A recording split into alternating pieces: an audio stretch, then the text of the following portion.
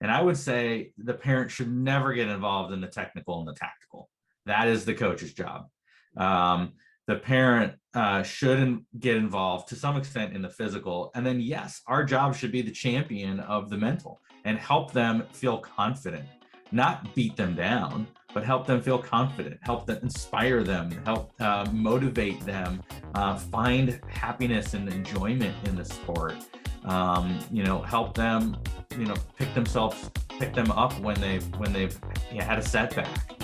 That's our job as a parent. This is Mom Squad Pod, your weekly update on tips, tricks, and all things parenting with Maureen Kyle. Hi, everyone. Thanks so much for joining us on the Mom Squad Pod, where we talk everything parenting. And I think this topic will speak to a lot of parents out there as you start to get your kids in sports, and especially as they start going back to sports this fall. We're talking about how to be a good sports parent. There's a lot of nuances to this, and joining me today is Dr. Sam Maniar, sports psychologist and founder of the Center for Peak Performance. And Dr. Sam, thank you so much for being with us.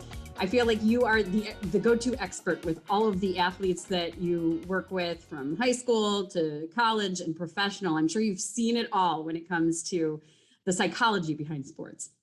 Certainly have seen a lot. I don't know if I've seen everything, but yeah, thanks for having me. This will be fun because I think that as parents, watching our kids from the sidelines brings out a lot of emotion. And it's something I didn't personally expect when, my oldest, who was 5, joins, or I think she started on a soccer team when she was 4. And I found myself like, hey, make sure you're paying attention. Make sure you're running over there. And I'm like coaching from the sidelines. And I know that I'm being a bad sports parent. Why do we get so emotionally involved, and what does it bring out in us? Yeah, I think we've all done it. So cut yourself some slack, including me. I am not the best sports parent all the time either.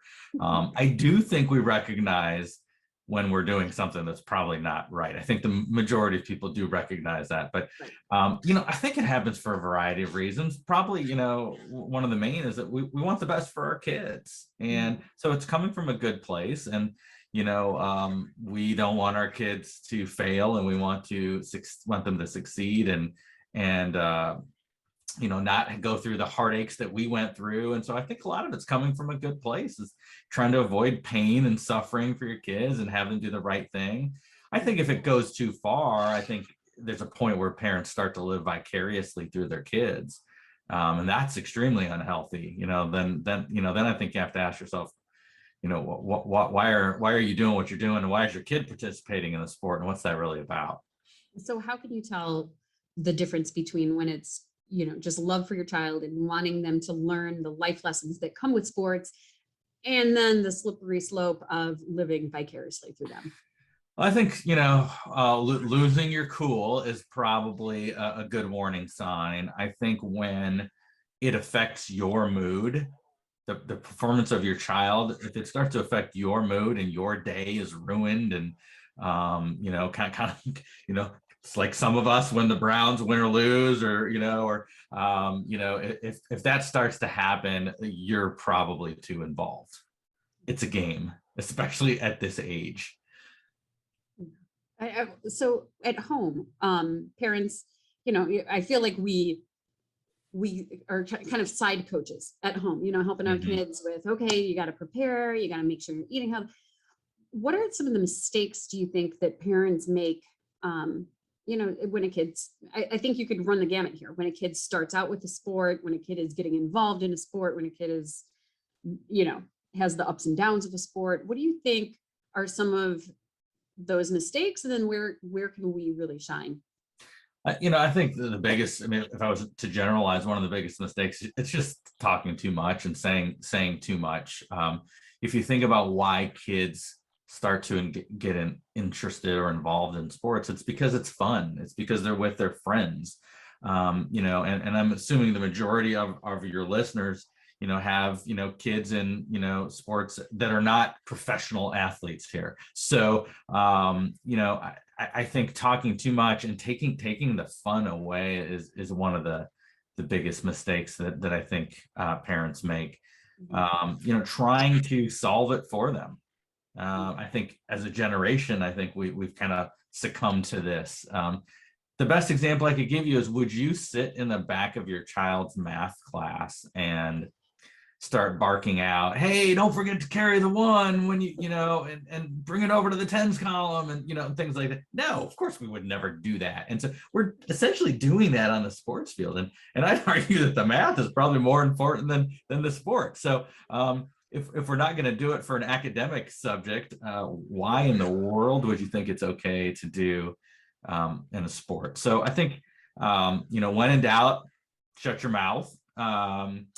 I think it's okay to maybe ask some open-ended questions if you're trying to help them develop some insight. Yeah. But I think a lot of it should be around, and certainly not accusatory questions. Nothing that starts with the question why. The research is pretty clear. The one thing that kids love to hear or want to hear after a game is, "I loved watching you play," and that's it. And kids will tell you, research again is clear, they'd rather have their grandparents come to a game than their parents, because the grandparents are unconditionally positive. And they're just excited to be there. And no matter how the kid does, they love it and have fun and they're proud of them. The parents, sometimes we get a little too involved. And again, it's about winning and losing. And, it's as though, my value is based upon my child's performance on the baseball field or on the soccer field or whatever sport it might be. So I think saying less is certainly important, and try to let them sort things out and solve things for themselves. Yeah, you bring up such a great point I feel like the math analogy is awesome, because there is, and I'm not playing devil's advocate here, but we as parents have to help them with their homework when they do bring the math home. So we are there kind of helping them through some of those math problems, maybe not in the back of the classroom. So then, is your point too, that at home, it's the psychological, because we all know sports. I grew up in a sports family, and I would say, a part of it is skill, but a big part of it is the psychology behind what the player's thinking, how they're feeling, what's being said to them, and the momentum of the team. And we've all seen it play out in sports. Yeah.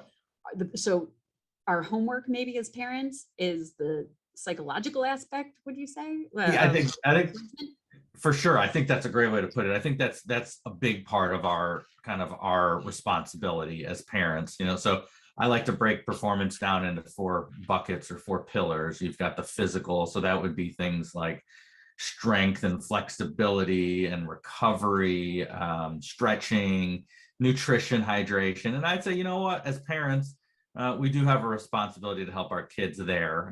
My kids are not the greatest healthy eaters, and so I try to help them make better choices. But at the end of the day, it's them and it's their performance. But so sure.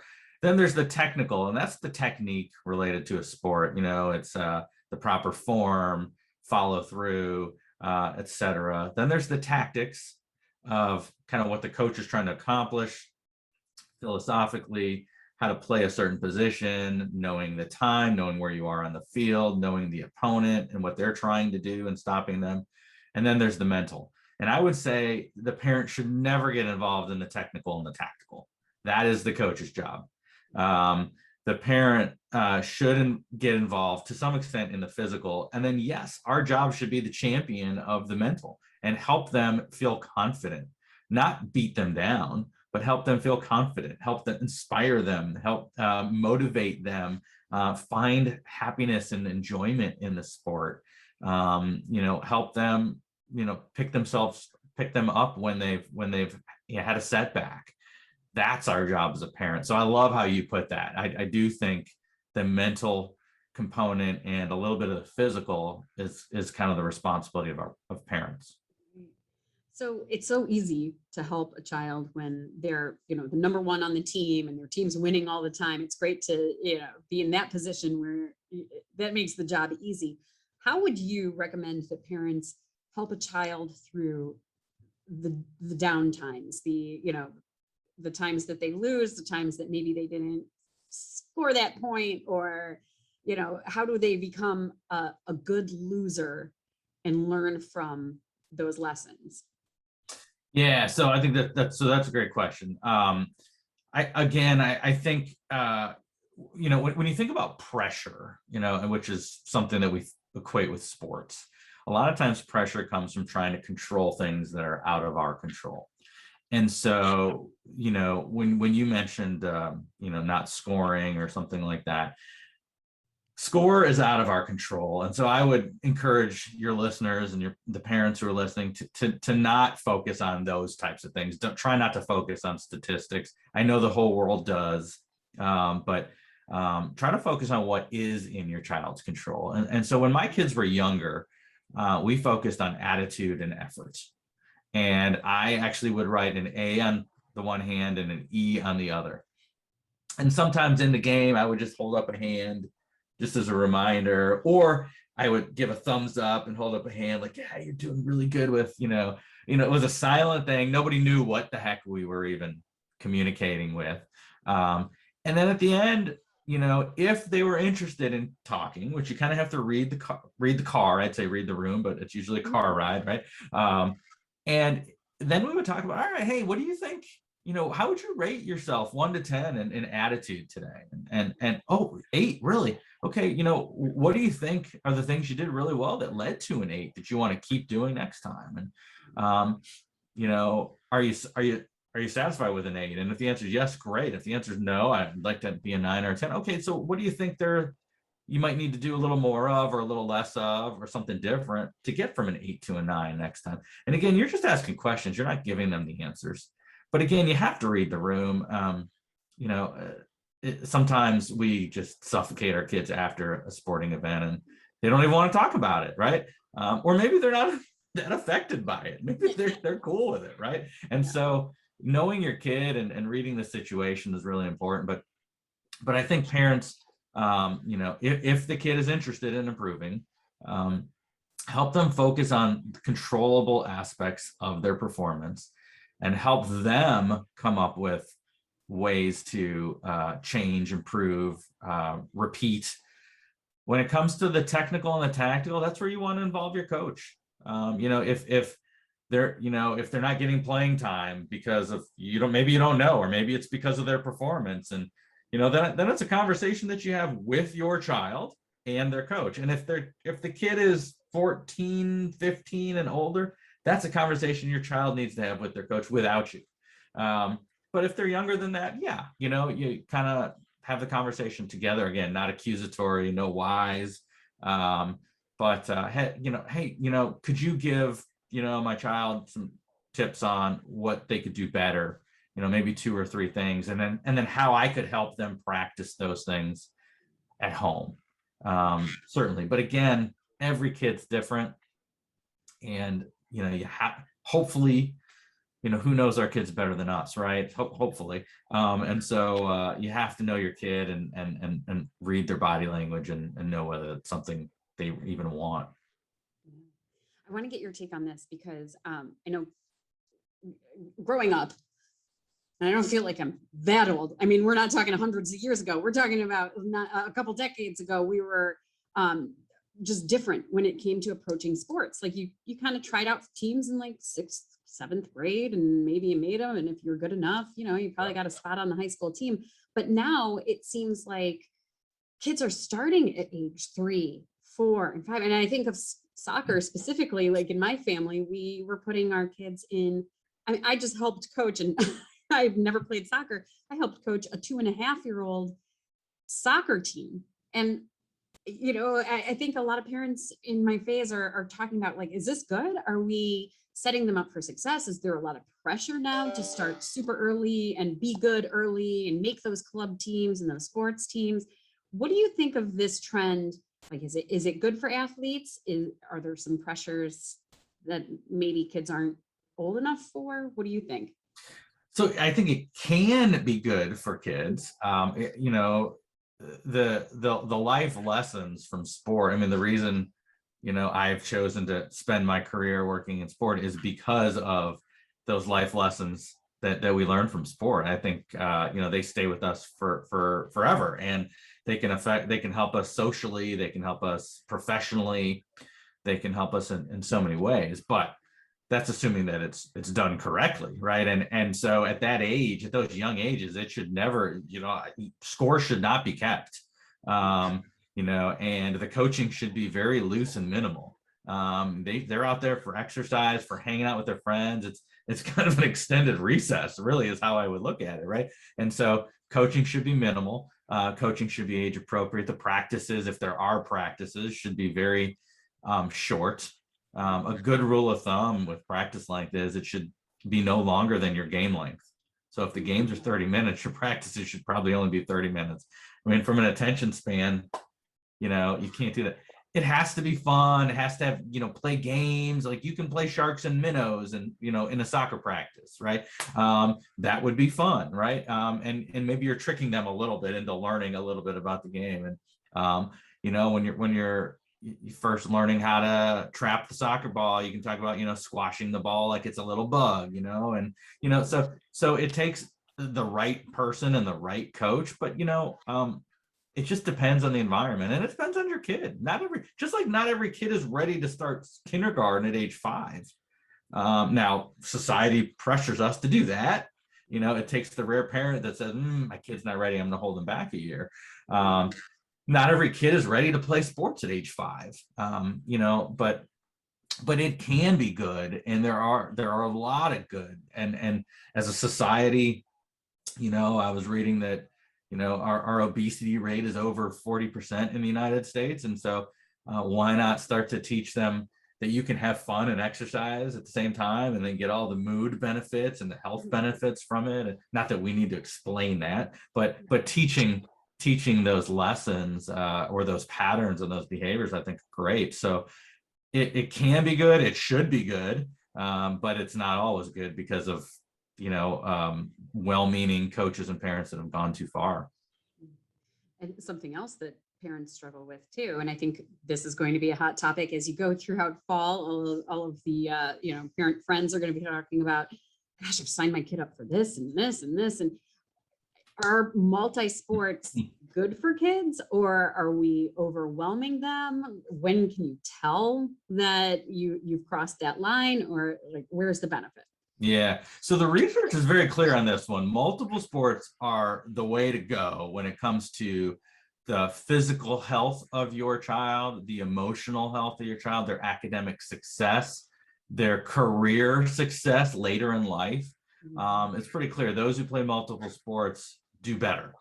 Now, at what age is the question, right? So if your child is 4 years old, maybe that's a bit much, maybe not, I don't know. But I get worried when it's actually the singular sport year round. You're using the same muscles over and over and again. You're not getting a break from that.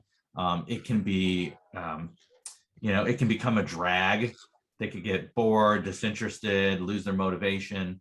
And it can lead to quitting, dropout, burnout, depression, etc. So now, the multiple sports, is it realistic to play on a competitive travel baseball team, a competitive club soccer team, and an AAU basketball team?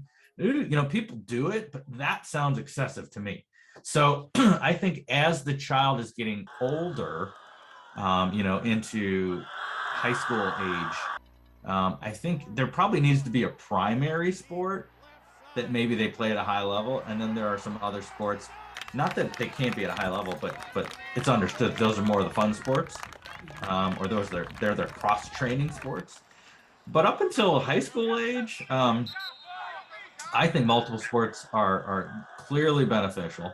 But that doesn't mean you have to play at the highest level of every sport either, because my daughter plays in the girls' academy in soccer. And so she has, at age 12, she has 3 practices a week, and then games on the weekend could be anywhere from Minnesota to Pennsylvania, Western New York, North Carolina. That's a lot, right, for a 12-year-old kid. And I question, am I even doing the right thing here? So you have to read your kid and know, what they want and monitor that. And then she's going to try to play middle school field hockey and middle school track too. And fortunately, her coach encouraged that, and so, and I say, hey, if your if your school doesn't suffer, then let's do it. I mean, look, you might be doing homework in the car. We may not be having a ton of family meals together, unfortunately, during COVID. What a great benefit of COVID, right? I can't tell you the last time we've had meals together as a family until COVID came around. And then, but if the parents can handle it and the kid can handle it, I do think multiple sports are beneficial. It's just, does it have to be keeping up with the Joneses? That's what we have to stop and ask ourselves. Is it okay if they play rec in a sport, or for a city travel team instead of this club that travels all over the country? Even if your kid's good enough, is that the right thing? Hard question. And since you're going through that and watching your daughter go through this, do you think, and now that you've seen what comes down the road with professional athletes, et cetera, do you think that this teaches younger kids to multitask and balance what they need to do throughout the day to get work done? I mean, is that a skill that's building? Absolutely. So I'll use my son. He's going into his freshman year of high school, and as an 8th grader, he played on 2 soccer teams and ran middle school track, and it forced him to stay ahead. He had to use his weekend time to maybe get ahead in school. It forced him to use his study hall productively instead of goofing around. Now, I'm not saying he was on task 100% of the time either. And there were times where we would go on a fun trip, and because he didn't do what he was supposed to do, he had to sit in the hotel room or something and do schoolwork. And that's the sacrifice, and the kid has to be willing to make that sacrifice. So yes, I think it teaches life skills for sure. But again, if it's leading to the kids not getting enough sleep, if you're seeing mood changes, behavior changes, irritability, if their academic performance is suffering, well, then those are all warning signs that it's just too much. I mean, as a society, our kids do not sleep enough as it is. And if they're having to stay up till midnight, 11 o'clock at night to get homework done because they just went from one sport practice to the other, that's too much.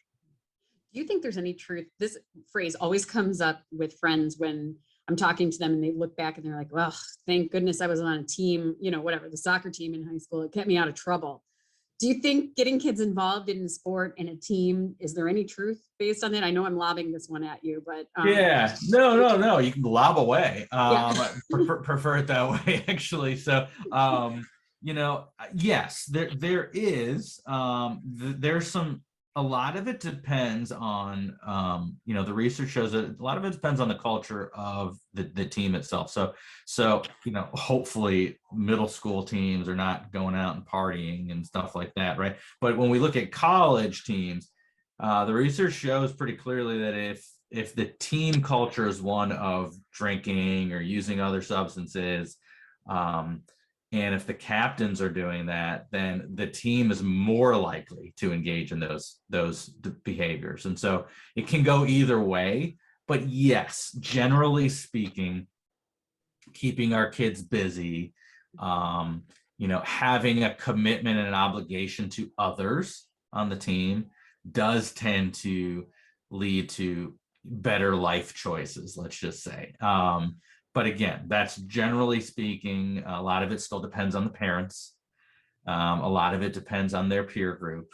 But yes, I mean, when is their time to get into trouble? Now, the flip side is our kids don't have enough time to just be kids anymore either, right? And so if we fill their whole day with sports, organized, structured sports, they don't get that unstructured, creative, free playtime. Like, when I don't, maybe I'm, have selective amnesia here, but I don't ever recall going up to my parents in the summer and saying, I'm bored.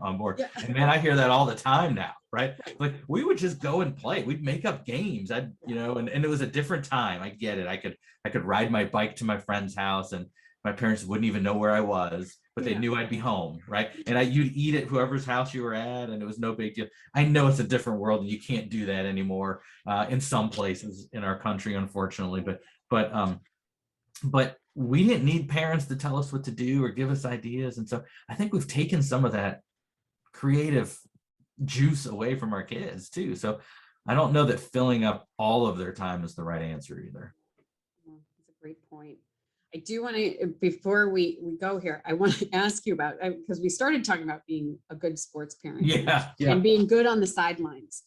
And I've also been part of situations where, everybody's keeping their cool. They're not trying to coach from the sidelines, but then maybe there is that one parent that is really getting worked up. Maybe I've heard of situations of, parents fighting with the refs and, or arguing with the coach about their kids not getting enough playing time. So let's say you're part of this team and you see another parent being a not so great sports parent. What do you do? Do you as the parent step in and say something? What do you do in that situation? Yeah, stepping in rarely results in a positive outcome. I will say that. I unfortunately, I etched in my mind from two experiences when I was a kid and one as a coach. I'll never forget. I played baseball, was one of the sports growing up, and the parents got into a fight, and they got cleared out, and we got to play the playoffs with the parents in a car.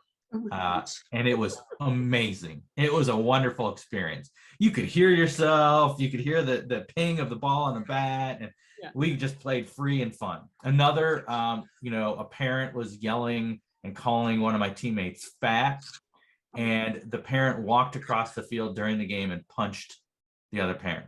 Neither of those experiences ended well for the parents, at least. The one was great for the kids. We got to play without the parent involvement, but I've also had a parent of one of my kids run across the field and get into an altercation, and he got himself banned for life. So those things never tend to end, or I shouldn't say never, rarely turn out well. I think a good thing to do is remove yourself from the situation. I will sometimes, if there's a parent, and here's a warning to you parents who might be listening and know me, if I start moving away from you, it's probably a warning sign that you're doing something that I don't want to be a part of. And so I'll just move. And even if it means you're not in the best vantage point, because my blood starts to boil, and then it carries over into, then I'm more hostile in what I'm saying. And so, no, I have enough awareness and recognition to remove myself. So I'll go somewhere else. I'll go sit in the corner. I've tried some more, probably more passive aggressive things where I'll bring a video camera to, yes, it's not a sham. I am going to, record it and share it with the team, but I'll set up right next to that loud parent, and you know what? They're going to hear themselves. They're going to hear themselves on camera. Hopefully that changes. I try to role model. Again, I am not perfect. I slip up too.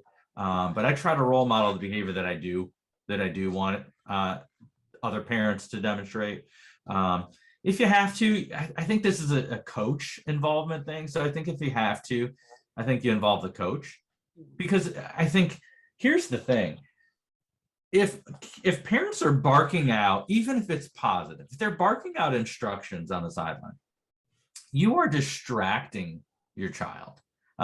They're not attending to the game. And they're actually, you're changing the brain, the part of the brain that they're utilizing. When we perform sports and we perform things that we're good at, that are learned behaviors, we're using a part of our brain called the motor cortex. When you start barking out instructions, and that motor cortex is very unconscious, you're bringing things into their conscious brain, their prefrontal cortex, and that is not a good place to perform sports at. It's just a very analytical, chunked, sequential, not fluid part of our brain. And so you're distracting them, and they're going to be more susceptible to injury. They're going to perform much less because they're not attending to the game. They don't learn how to anticipate what's about to happen because they're over here. Not to mention, they can't hear what their coach is telling them, because now and you know what? 9 times out of 10, what the parents telling them is the exact opposite of what the coach wants them to do. And lastly, they're not learning to solve it on their own. And they're not having fun. I mean, they don't no kid wants their parent over their shoulder criticizing what they're doing. when they're out there having fun and just playing a game and learning. And so parents, if you're listening, try to be quiet, try to focus on controllable behaviors. Again, my go-to are attitude and effort and maybe communication. So, if you want to use the acronym ACE, there you go. I just think I just made that up as we were talking here. So I think, and then try, maybe at a stoppage is when you say, hey, great. I love your attitude, love how you're supporting your teammate. The other thing you have to be aware of is, some of us have louder, and I'm guilty of this, voices, or maybe more of a shrieking voice. And even when you're saying positives, it sounds like you're yelling. Right. And I've coached club soccer, and, one of my other coaches had to say, hey, I know you're praising them, but they think you're yelling at them right now. And so you got to watch your tone. And so, and again, because I know I'm guilty, sometimes I'll volunteer. I'm volunteering to record my son's freshman soccer game this Friday, because I know I'm going to keep my mouth shut. Yeah. Right. I'm not, because I don't want anything on that film. Right. And so if you're not willing to do it with a camera on you, why are you willing to do it when the camera's not on you? It's not the right. Right. Yeah, it's so true. It's such, I love everything you just said, because it really does put it in perspective about, how it affects the players, and these are your kids. You don't want them to be distracted by the cheering that you think is going on. And yeah, I think all parents should keep this in their back pocket and remember it throughout the season, because it gets so hard when you have the emotions running high, and you really want everybody to succeed, and then you just sometimes it just emotions overtake you. I totally understand. Yeah, absolutely. I read an article where a teenage ref had I hope this is a true story, but I read it, but that doesn't mean it was true. But a teenage ref went up to the parents and said, it was a soccer game, and said, no outcome of a soccer game has ever been determined by the parents coaching on the sideline. Right. And I was like, wow, what an amazing teenager to have the gumption to go do that. Yeah. And what an amazing, insightful teenager to have that insight. And it's true, right? I mean, you're not going to change the outcome by what you say. Now, you may change it in the negative, but no one's going to win a game because of what the parents said on the sideline. You might lose a game because you distracted your kid, but you're certainly not going to win the game. Yeah. Exactly. Right. Well, Dr. Sam Maniar, thank you so much. This has been so great. I hope a lot of parents have taken away all sorts of nuggets, and we will have happier and healthier athletes as we go through the fall season. Thank you. Thanks for having me. And thank you to all of you who tuned into the Mom Squad Pod. You can catch us right back here next time. Thanks for listening to Mom Squad Pod with Maureen Kyle from WKYC Studios. Subscribe now so you never miss an update. And find more on everything you heard here on WKYC.com and on the WKYC app.